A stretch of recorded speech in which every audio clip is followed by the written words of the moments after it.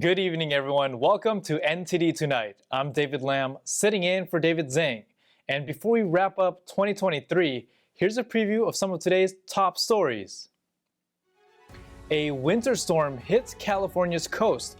High waves are leading to flood warnings, damages, and more. Ukrainian officials say Russia launched the biggest aerial barrage yet. More than a dozen people killed and over 100 injured. Throughout 2023, the world said goodbye to many iconic and influential people. We'll reflect on a few, from politicians to entertainers. First up, a winter storm sparks coastal chaos in California. A rogue wave hospitalizes 8 and high surf warnings persist. NTD's Stephanie Sakal has the story. Winter weather in California has led to coastal disasters, including a rogue wave incident reported by the Ventura County Fire Department. 8 people were hospitalized due to the wave during a high surf advisory at high tide. Footage shows a tall wave and 2 larger waves crashing onto a Ventura beach, flooding an elevated area and surrounding roads. The fire department urged caution with ongoing high surf advisories, citing multiple rescues, injuries, and widespread flooding.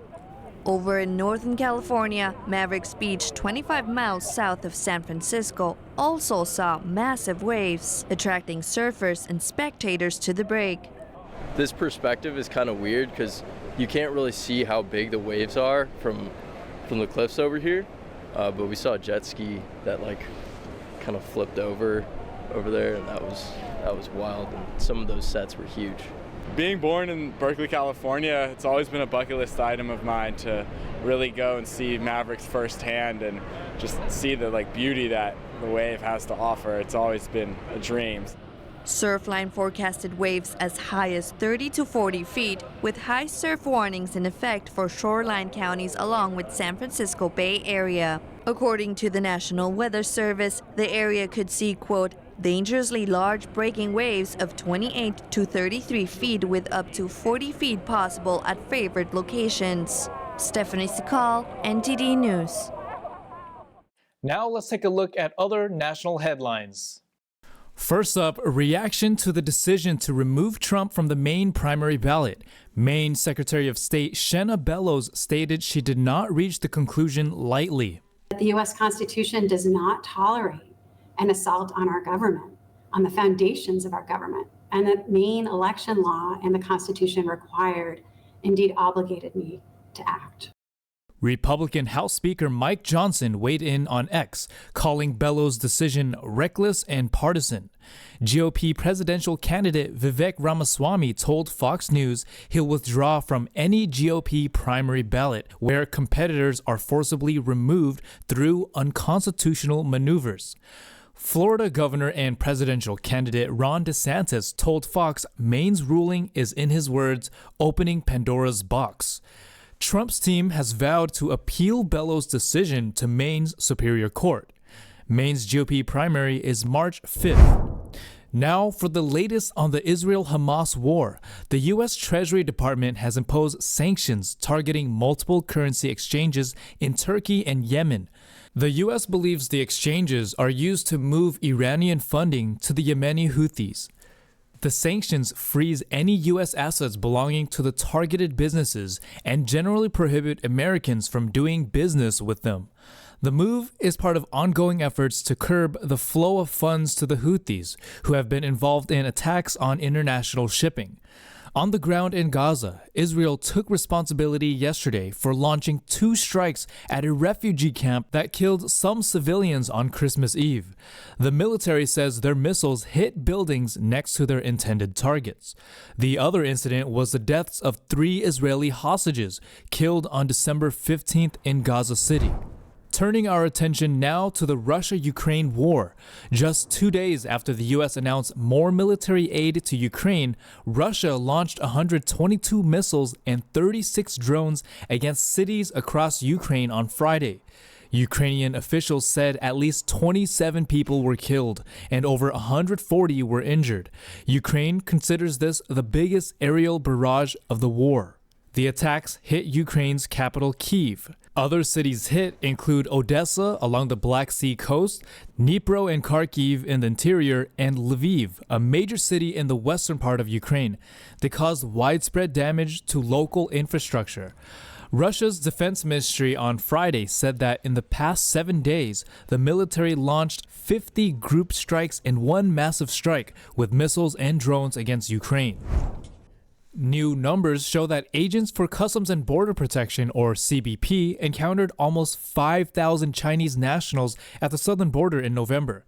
And in November of last year, the number was 10 times lower at around 500 encounters.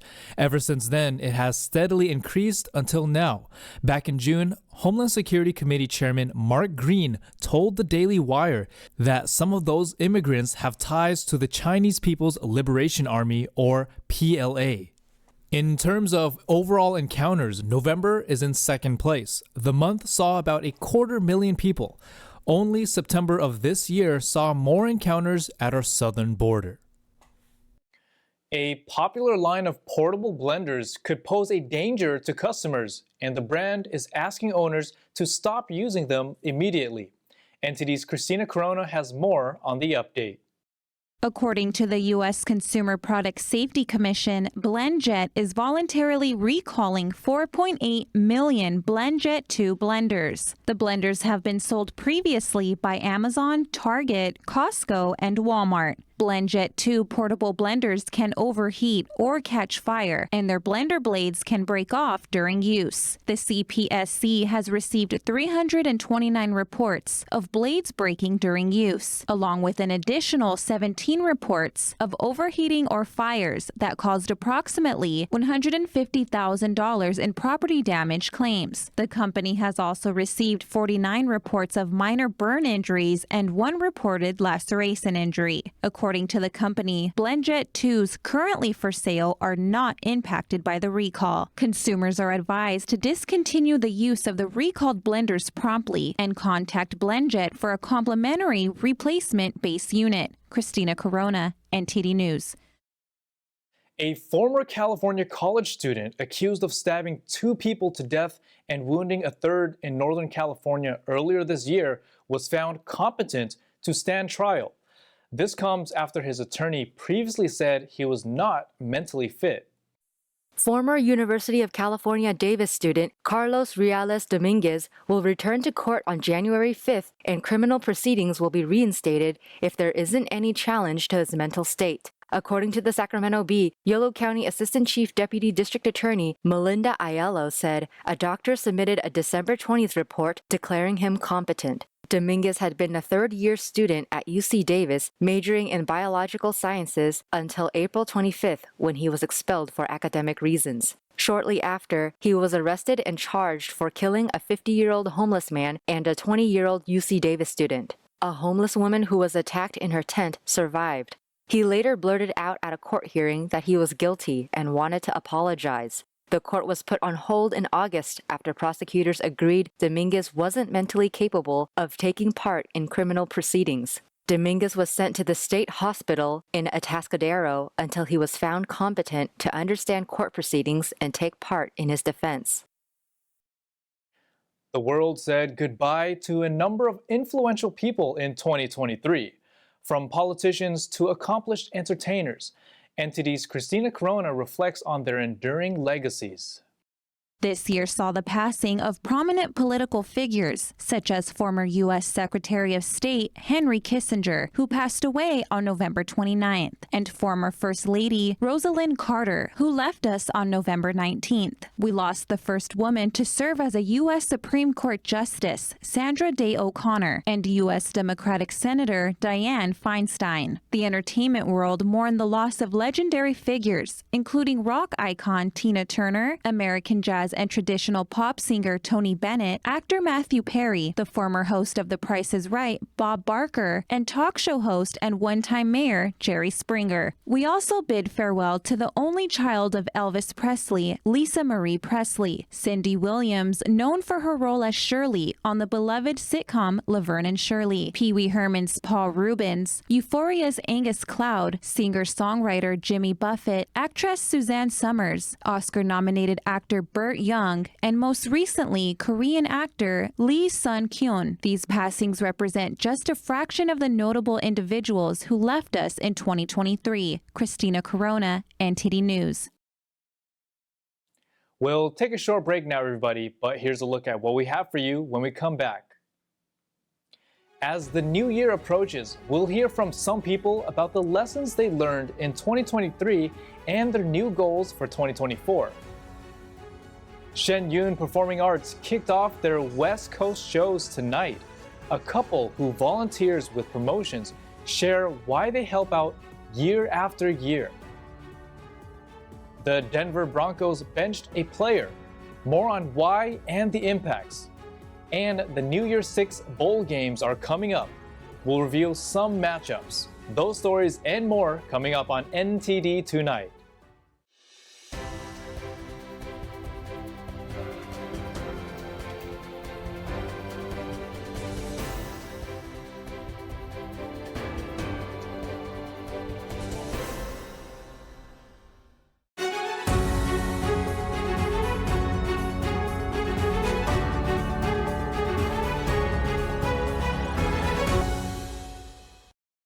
Welcome back to NTD Tonight. I'm your host, David Lamb.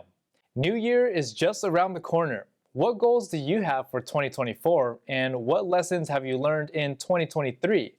NTD's David Zhang talked to a few folks and some city officials in the San Francisco Bay Area. We're here at Christmas in the Park, a very popular attraction in San Jose. As you can tell, many people are still celebrating, even though we're just a few days away from New Year. We just randomly talked to a few folks, asking them what their New Year resolutions are. Get every single video game that I want. Okay, all right. For health and love for our family. Well, for 2024, I want to go ahead and complete my education programs and finally move on to like my career and finally just finding life. I wish that I get a job and my driver's license. My wish is to win my marching band season because I'm a part of the James Logan band and I played a saxophone.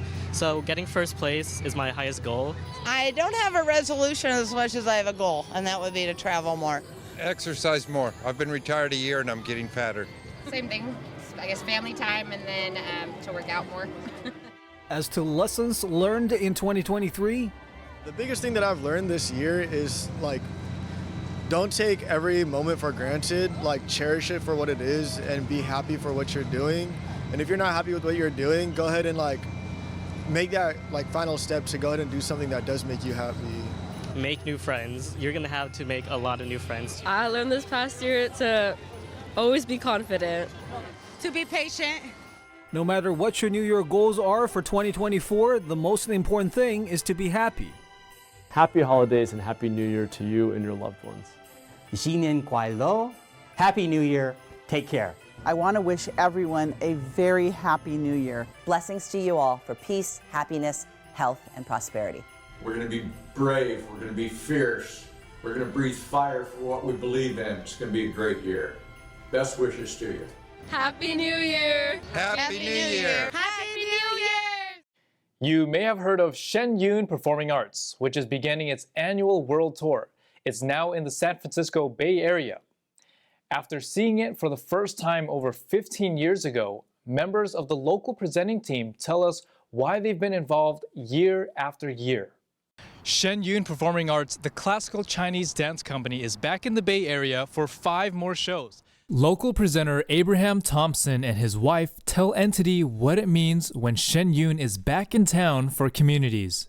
Over time, it's become a tradition in the city, and we have many patrons that come year after year, and they can't wait for the show because every year it's all new. So you have all new dance pieces, all new choreography, all new music, all new stories, and it's just a fun experience.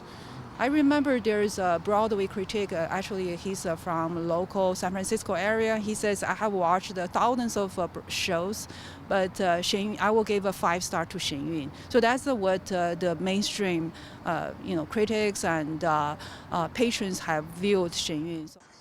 The New York-based company is on its world tour, now with 8 companies touring simultaneously with a mission to revive classical Chinese dance and genuine traditional culture. musicians putting their heart into each piece, and you have these wonderful storylines that are exciting and funny and sad and moving, and then you have the music itself. You could just close your eyes and listen to the music and enjoy it. Shen Yun also sheds light on the ongoing persecution of faiths carried out by the Chinese government. When I saw how Shen Yun presented it on stage, it was done very artistically, to where you can see the pain and suffering that these people endure in China just for their beliefs. And you can see the goodness in those people, because they don't give up their beliefs as a result of being persecuted. And that the people who were in the audience and watched this piece really understood what was happening in China, how terrible it is. So when I saw that, I decided from then on that I would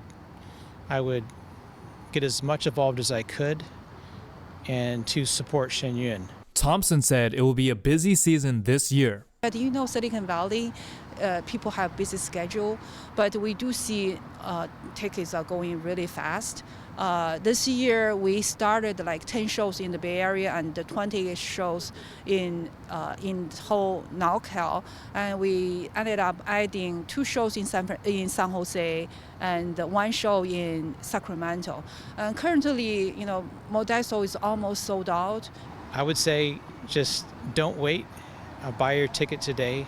Shen Yun will be here in San Jose tomorrow, Saturday, Sunday, and Monday, and then off to San Francisco. In San Jose, California, David Lamb, NTD News.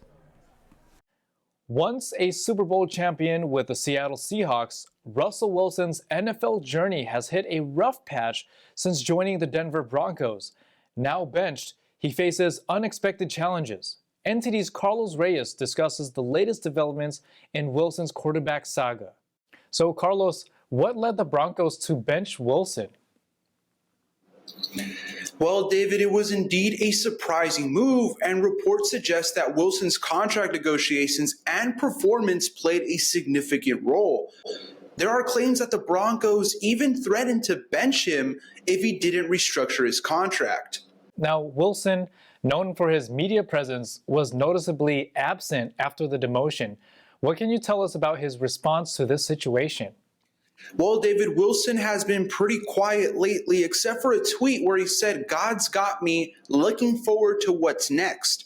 Personally, it comes off a bit passive-aggressive to me, hinting at his disappointment and eager anticipation for a new NFL home. Carlos, Wilson's departure seems inevitable now. What's the outlook on the Broncos and Wilson's future in the NFL? Well, David, to me, it seems that the Broncos might be ready to trade him, but the hefty contract poses a challenge. It's likely he'll be released before the March deadline. As for the Broncos, they'll for sure be hunting for a new quarterback in the 2024 market, whether that be through the draft or through trades. Switching gears to this year's New Year's 6 bowl games. So, Carlos, first up, we have Cotton Bowl featuring number 9 Missouri against number 7 Ohio State. Some key players missing for both teams. Who's your pick, Carlos? Well, David, this is a tough one for me, but I'm going to go with Missouri on this. The offensive firepower and a slightly more intact roster give them the edge. I predict a close game in favor of the Tigers, though. Now, moving on to the Peach Bowl, number 11 Ole Miss taking on number 10 Penn State. Any noticeable absences, and who's your pick? Well, David, surprisingly, both teams are nearly at full strength, but Penn State's solid defense gives them the advantage here. I'm going to go with Penn State to come out with a convincing win. All right, so next up is the Orange Bowl, number 6 Georgia facing number 5 Florida State. Florida seems to be dealing with a depleted roster. What's your take? Yeah, Florida State is facing some serious challenges here. Georgia, fueled by motivation, is going to be my pick here, David. I would not be surprised if Georgia walked away with a dominating win over the Seminoles. Move along to the Fiesta Bowl, number 23 Liberty against number 8 Oregon. Heisman finalist Bo Nix is playing for Oregon. Who do you think will come out on top? Well, David, Liberty had a fantastic season, but the step up in competition against Oregon is significant. I mean, David, you see the jersey. I'm going to roll with Oregon on this one. I'm picking Bo Nix to win convincingly over a Liberty defense. Now let's talk about the Rose Bowl. Number 4 Alabama versus number 4 Michigan. Alabama has had some struggles against mobile quarterbacks. How do you see this one playing out? Well, David, despite the challenges, I'm going with Alabama to punch their ticket into the national championship. A lot of people aren't going to be a fan of this take, but their experience and talent give them the edge, and I predict a victory for the Crimson Tide. And finally, the Sugar Bowl. Number 3 Texas takes on number 2 Washington. Washington's ability to win close games is impressive. What's your call on this one? Well, David, it's going to be a thriller, but I think Texas's strong run defense will be the difference maker. I'm picking Texas to win a close one. So that means we'd have a regular season rematch between Alabama and Texas in the national championship, one that would be exhilarating for sure. Fantastic insights, Carlos. We'll see how these predictions play out on the field. Happy New Year. Happy New Year, David. Go ahead and enjoy the games. That's all we've got for you tonight. We'd like you to join us again on NTD Tonight every weekday at 9 p.m. I'm David Lamb, sitting in for David Zhang. Have a wonderful weekend and Happy New Year. We'll see you in 2024.